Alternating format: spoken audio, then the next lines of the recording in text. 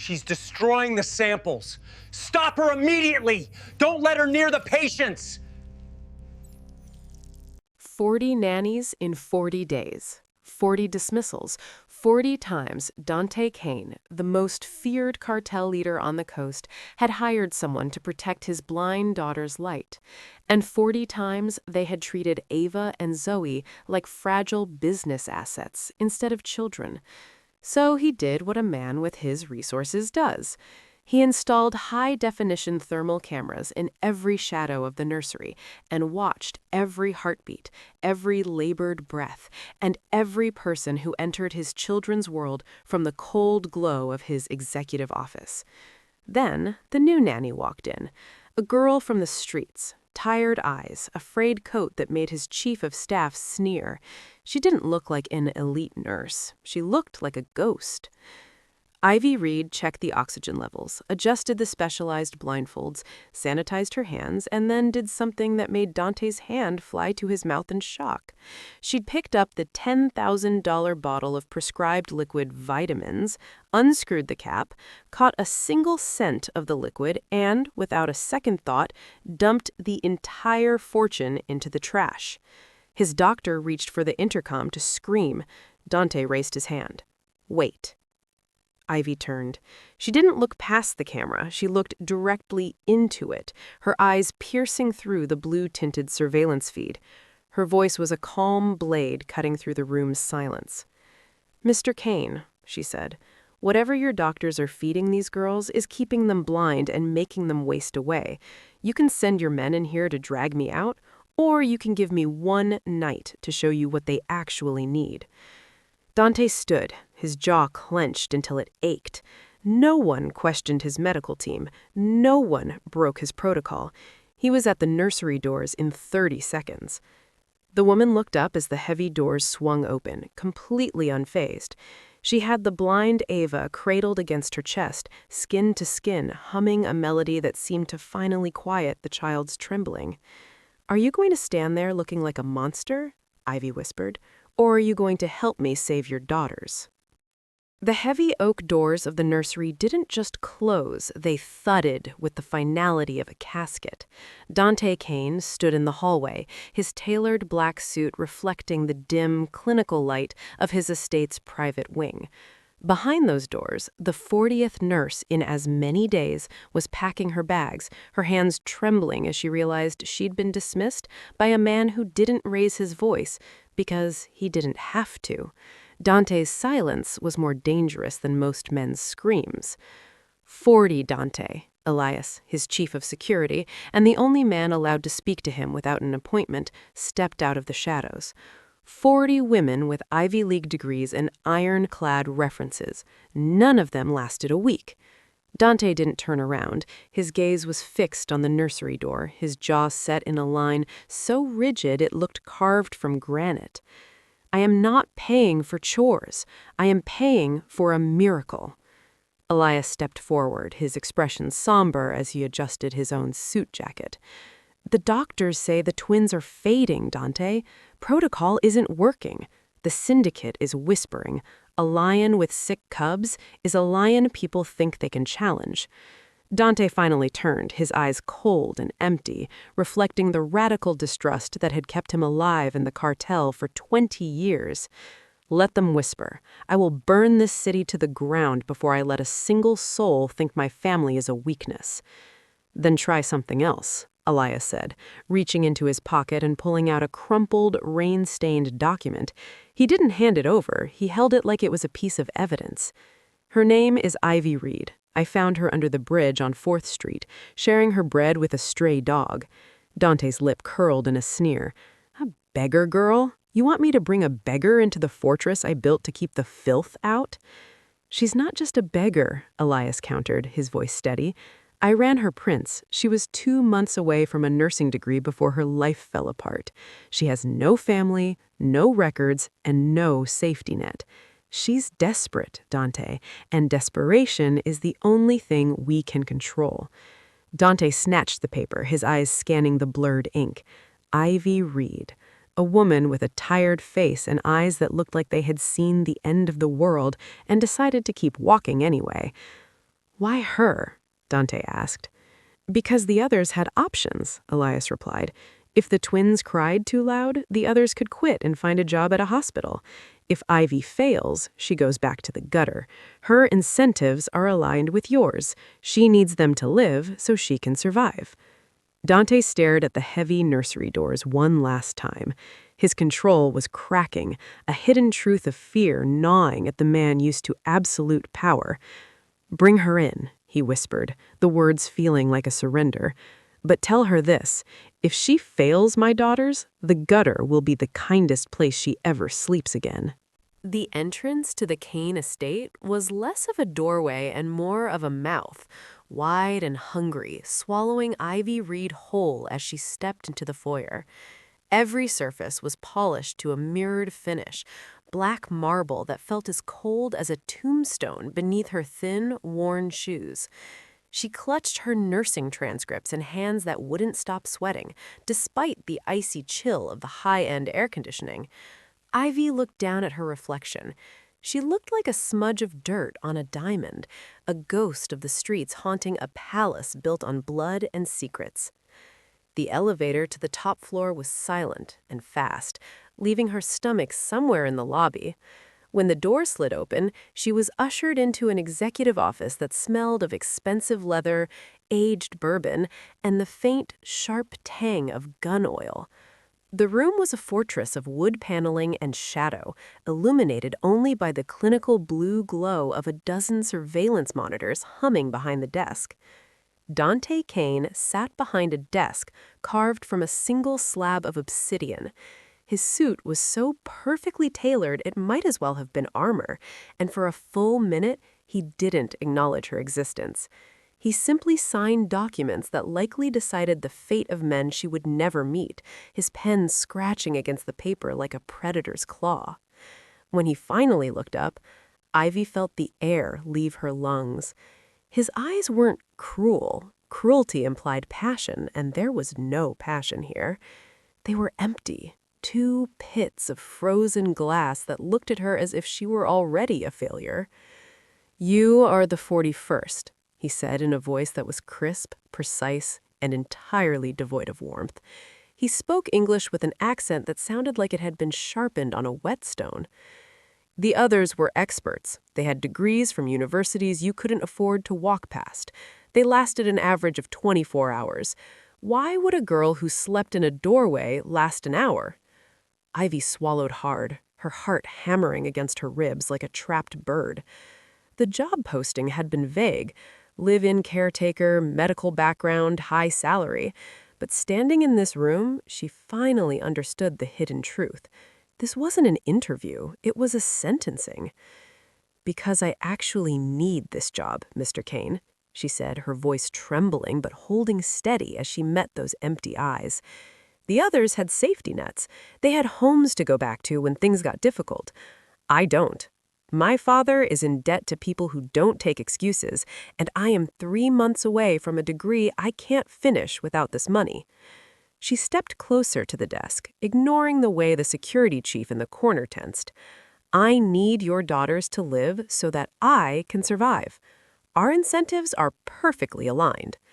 For the first time, something flickered in the dark depths of Dante's gaze, a spark of recognition, a predator acknowledging another creature fighting to stay alive. He leaned forward, the blue light of the monitors reflecting in his eyes.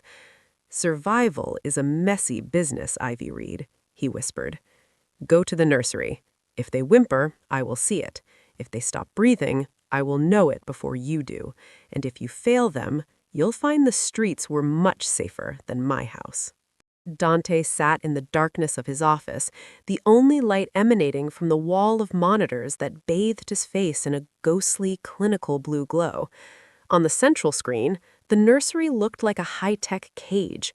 The previous nannies had moved through that room with the mechanical precision of robots, checking vitals and adjusting IV drips without ever meeting the girl's eyes.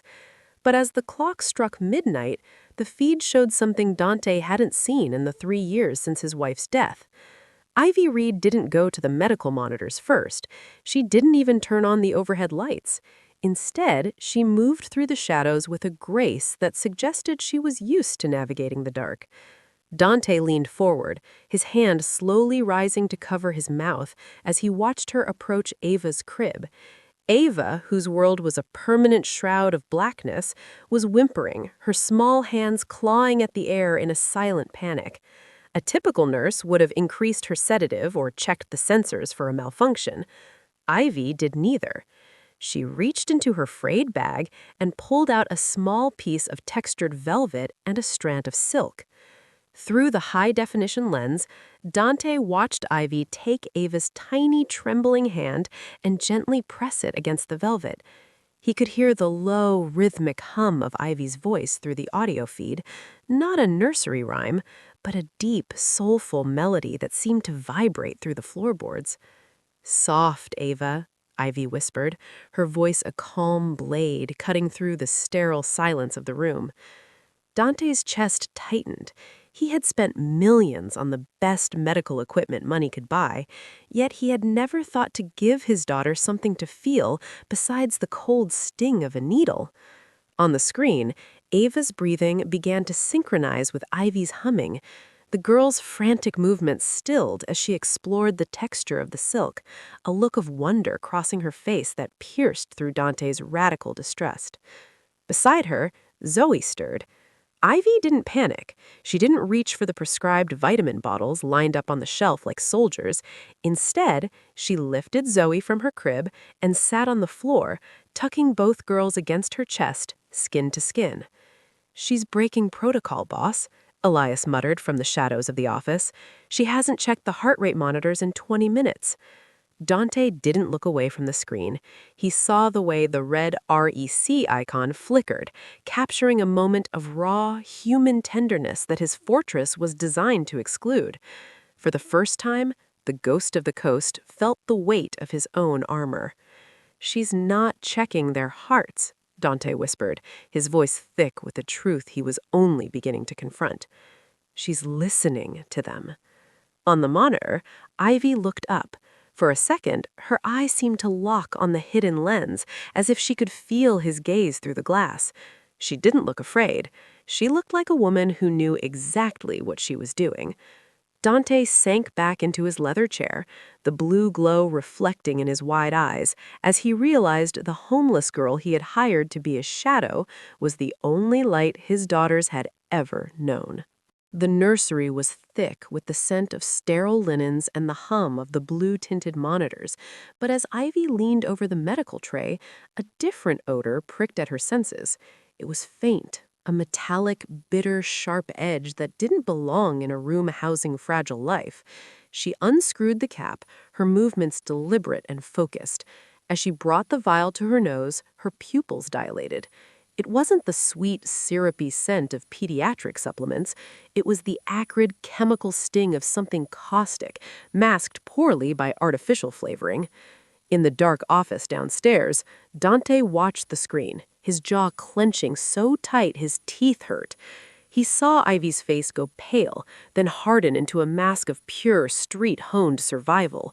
Without a second of hesitation, she turned to the sink and upended the $10,000 vial. The gold-tinted liquid swirled down the drain, disappearing forever. "She's destroying the shipment," Elias growled, reaching for his radio. "That's a direct violation of the boss's orders." Dante's hand shot out, gripping Elias's wrist with bruising force. "Wait," commanded Dante, his eyes fixed on the red REC icon on the monitor. On the screen, Ivy didn't stop at one. She grabbed the entire tray of prescribed medications, the very life-saving treatments Dante had bankrolled for months, and dumped them all into the trash bin. Her hands were steady, her nursing background overriding the fear of the man who owned the house. She knew the risks. She was a homeless girl with no safety net, and she had just destroyed the one thing Dante Keem believed was keeping her daughters alive. But as she looked at Ava and Zoe, who were finally sleeping without the erratic tremors that usually plagued their nights, Ivy knew the truth. She turned away from the sink and walked directly toward the hidden camera lens tucked into the molding of the ceiling. She didn't look like a beggar anymore. She looked like an executioner. "Mr. Kane," she said, her voice a calm blade cutting through the audio feed, "you've spent a fortune on doctors who wear white coats but carry poison in their pockets. Whatever's in these vials isn't medicine. It's a slow-acting sedative designed to keep your daughters weak and your father distracted." Dante stood up slowly, his tailored suit feeling like a lead weight against his skin. The ghost of the coast felt a chill that had nothing to do with the air conditioning. "You can come up here and punish me for breaking your protocol," Ivy continued, her eyes locked on his through the glass. "Or you can trust the woman who has nothing to lose and everything to gain from these girls surviving." The office was silent. Dante didn't look at his security chief. He didn't look at the files on his desk. He only saw the empty vials in the trash and the woman who had dared to see what he had been blind to notice. In the heavy silence of the office, Dante Kane watched the central monitor as if it were a window into his own soul. Ivy Reed didn't flinch. She stood amidst the wreckage of his expensive, life-saving protocol, her shadow long and dark against the nursery floor. She didn't look past the camera. She looked at it, her gaze finding the hidden lens with the unsettling accuracy of a hunter. Through the high-fidelity audio feed, her breathing sounded steady, unlike the frantic, ragged gasps of the twins. "I know you're there, Mr. Kane," she said, her voice a calm, sharp blade that sliced through the hum of the electronics. "And I know your men are already at the door, fingers on their triggers because I dared to touch your doctor's orders." On the screen, Ivy stepped closer, her face filling the monitor until Dante could see the fierce, protective fire in her eyes. "Look at them," she commanded, gesturing toward Ava and Zoe. "For weeks you've watched them fade through this glass. You thought you were watching a disease, but you were watching a crime. These vials didn't contain vitamins. They were filled with a systematic poison designed to keep them on the brink of death." Dante's hand gripped the edge of his obsidian desk so hard the stone felt like it might crack. His jaw was clenched until his teeth ached. The ghost of the coast reduced to a man staring at a hidden truth he had been too arrogant to see. "You built a fortress to keep your enemies out," Ivy continued, her voice dropping to a whisper that felt like a scream in the quiet office. "But you left the monsters inside the nursery. Your own people, the ones you pay to keep your bloodline alive, are the ones draining it." "She's lying, boss," Elias hissed from the shadows, his hand hovering over his holster. "She's a street rat trying to buy time because she got caught." Dante didn't look at a security chief. He watched Ivy as she turned back to the twins, picking up Ava and cradling her with a tenderness that no bribe could buy. She looked into the camera one last time, her expression completely unbothered by the threat of his impending arrival. "You can storm in here and fire me, and by tomorrow these girls will be dead," she said, her voice ringing with the finality of a death sentence. "Or you can trust me for one night. Let me be the wall between them and the people you call doctors. See if they breathe easier by dawn. The choice is yours, Dante, but decide fast, because they're running out of time." Dante stood, his tailored armor feeling like a cage. He didn't use the intercom. He didn't issue an order. He simply turned and moved toward the door, his heart hammering against his ribs like a freight train. The ghost of the coast would be in the nursery in 45 seconds, and for the first time in his life, he didn't know if he was going there to kill or to be saved. The heavy elevator doors hissed open before Dante could even process the 45 seconds it had taken to descend from his office. He moved through the hallway like a storm, his strides long and predatory, the fine wool of his tailored black suit snapping with every step. Behind him, the rhythmic thud of Elias's tactical boots echoed against the marble, but Dante didn't wait for his security. His heart hammered against his ribs, not with the fear of an enemy's blade, but with the terrifying adrenaline of a man whose world had just been tilted on its axis. He threw open the nursery doors with enough force to make the reinforced hinges groan. The ghost of the coast burst into the room, his jaw clenched so tight his teeth ached, ready to tear the audacity out of the woman who had dared to touch his doctor's orders. But the scene that met him froze the air in his lungs. The overhead lights were still dimmed to a soft, ethereal blue, but the room felt warmer than it had in months. Ivy Reed didn't jump. She didn't scramble to explain the trash can with expensive medication or the shattered protocol. She was seated on the floor, leaning against the side of a crib with a calm that bordered on the divine. Ava was cradled against her chest, her small, blind eyes closed in a peaceful sleep Dante hadn't seen since the twins were born. Ivy's hand, steady and gentle, stroked the girl's hair in a slow, hypnotic rhythm. She looked up at Dante, her tired face illuminated by the soft glow of the monitors. She looked completely unbothered by the threat of his impending arrival. "You're late," she whispered, her voice a low hum that didn't even disturb Ava's breathing. "I expected you in 30 seconds. You're losing your edge, Mr. Kane." Dante's hand, which had been reaching for the intercom to summon his guards, hesitated. He looked at the trash bin, filled with the vitamins he'd paid millions for, and then at his daughter, whose skin finally looked like silk instead of wax. The radical distrust that had served as his armor for 20 years began to feel like a shroud.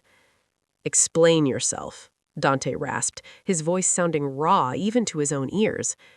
"I already did," Ivy replied, her gaze moving back to the child in her arms. "The doctors were treating your fear, not their illness.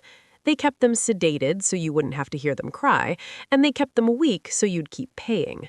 Now, are you going to stand there looking dangerous and making them nervous?" she said, finally meeting his eyes with a challenge that made every man in the surveillance room freeze. "Or are you going to help me save them?" Dante stood, his tailored armor feeling like a cage. He didn't use the intercom. He didn't issue an order. He simply turned and moved toward the door, his heart hammering against his ribs like a freight train. He would be in the nursery in 45 seconds, and for the first time in his life, he didn't know if he was going there to kill or to be saved. Dante Kane stood in the center of the nursery, a man whose word was law in the underworld, yet he felt entirely powerless in the presence of the woman sitting on the floor. The sterile, blue-tinted light of the monitors cast long shadows across the black marble, making the room feel like a cathedral of glass and silicon. Ivy didn't move as he approached. She simply continued the slow, hypnotic rhythm of her humming, her eyes never leaving the two fragile lives she held against her heart. "You're standing there like you're waiting for a hit," Ivy whispered, her voice cutting through the hum of the ventilation system like a blade. She looked up at him, her expression completely unbothered by the lethal aura he usually projected.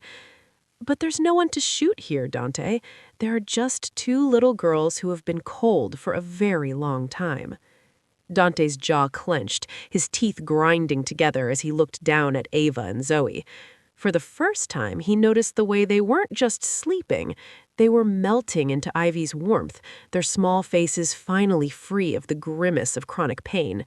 The radical distrust that had served as his armor for decades began to feel like a lead weight dragging him down into the realization that his wealth and power had bought him nothing but expensive lies.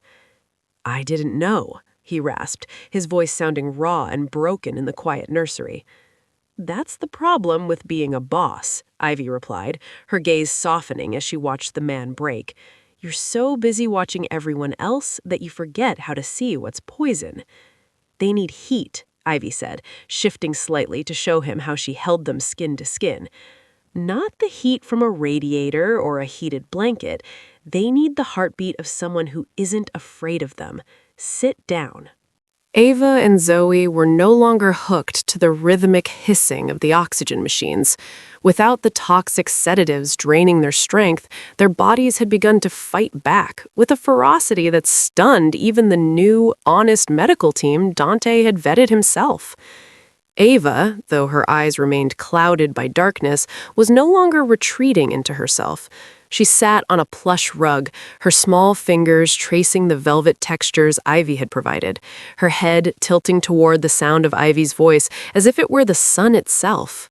The command was so quiet, yet so absolute, that Dante found himself moving before his pride could stop him. He lowered his tall, powerful frame to the floor, his tailored black suit bunching uncomfortably against the marble. It was a position of total vulnerability, a king descending from his throne into the dirt. Ivy leaned forward and carefully transferred the sleeping Zoe into his stiff, awkward arms. "Drop the boss act, Dante," she murmured, her tired face illuminated by the soft glow of the monitors. "The twins don't care about your syndicate or your bulletproof office. They don't care that people are afraid of you. They just need to know that their father is a safe place to land." As the small, feather-light weight of his daughter settled against his chest, Dante felt a physical shock, like a freight train hitting his heart. The coldness that had defined his eyes for years finally cracked. He looked down at Zoe, feeling the tiny, rapid flutter of her heart against his own, and for the first time in his life, the ruthless cartel leader felt his knees and his spirit give way. In the blue light of the nursery, the ghost of the coast was gone. There was only a father, terrified and humbled, holding his child in the dark. Would you like me to proceed with Chapter 8, where Dante realizes his trusted doctor was the traitor and begins a ruthless purge of his inner circle? The stillness of the nursery was shattered by the sharp mechanical click of the door as Elias stepped back into the room, his face a mask of grim duty. Behind him, Dr. Eris, the head of Dante's private medical wing, entered, his white coat pristine and his expression radiating a false, practiced concern. He didn't see Dante sitting on the floor in the shadows. He only saw Ivy cradling the blind Ava. "What is this?" Eris demanded, his voice thin and sharp. "The cameras showed you dumping the medication. You've just signed the death warrant for these children, young lady." Dante stood up slowly, the movement fluid and terrifyingly silent. As he emerged from the darkness, the small weight of Zoe still held securely against his chest, the doctor's bravado vanished. Eris's eyes went wide, his gaze darting from the empty vials in the trash to the ruthless boss who was supposed to be in his office, not on the floor. "The medication was poison, Eris," Dante said, his voice a low, vibrating growl that made the glass of the nursery walls hum. "Nonsense, Dante," Eris stammered, his hands beginning to shake. "The protocol was designed by the best specialists. This girl is a vagrant, a street dweller. You're going to trust her over science?" Dante stepped into the doctor's personal space, his eyes cold and empty. The radical distrust he had felt for Ivy now focused entirely on the man he had paid millions to trust. He reached out with his free hand and gripped Eris's throat, not with a squeeze, but with the steady, crushing weight of a death sentence. "Science doesn't smell like caustic chemicals, Eris," Dante whispered, his face inches from the doctor's. "And my daughters don't sleep this peacefully when they're being cured by you." Elias stepped forward, holding a tablet showing a series of encrypted wire transfers he had just intercepted. "He was being paid by the Moretti family, boss," Elias reported, his voice devoid of emotion. "A slow drain on your heirs. If they died of natural complications, the Morettis would move on the docks by spring." The ghost of the coast didn't blink. He didn't scream. He simply looked at Elias and gave a short, sharp nod. "Clean the house," Dante commanded. "Every doctor, every nurse, every guard who took a cent from them. I want them gone before the sun touches the marble." Elias grabbed Eris by the collar, dragging the pleading man out of the room as easily as one discards trash. Dante didn't look back.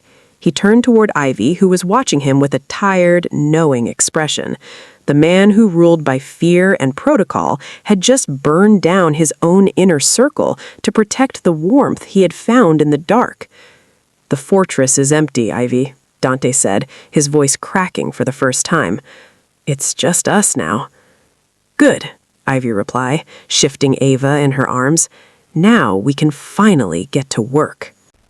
The sun rose over the coast, its golden light bleeding through the floor-to-ceiling windows of the estate.